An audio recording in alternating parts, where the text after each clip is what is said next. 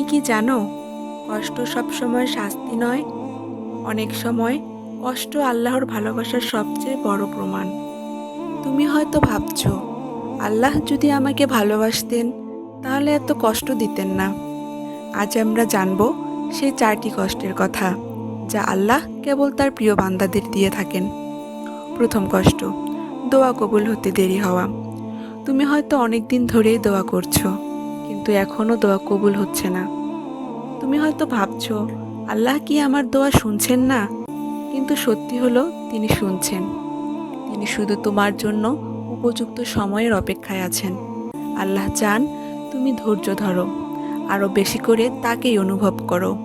তিনি চান তোমার হৃদয় শুধু তার কাছেই নরম হোক। তৃতীয় কষ্ট, ঘন ঘন পরীক্ষা। জীবনে একটার পর একটা বিপদ আসছে, চারদিক থেকে হতাশা তোমাকে ঘিরে ধরেছে। এটাই আল্লাহর ভালোবাসার প্রমাণ। ঠিক যেমন আগুন গলে সোনা খাঁটি হয়, তেমনই কষ্টে একজন মুমিন পবিত্র হয়। আল্লাহ যখন কাউকে ভালোবাসেন, তখন তিনি তাকে বারবার পরীক্ষায় ফেলেন, যাতে সে আরও পরিশুদ্ধ হয়। তৃতীয় কষ্ট, প্রিয় জিনিস কেড়ে নেয়া। তুমি হারিয়েছ ভালোবাসা, কাজ, অর্থ কিংবা কোনো মানুষকে। হয়তো ভাবছো কেন?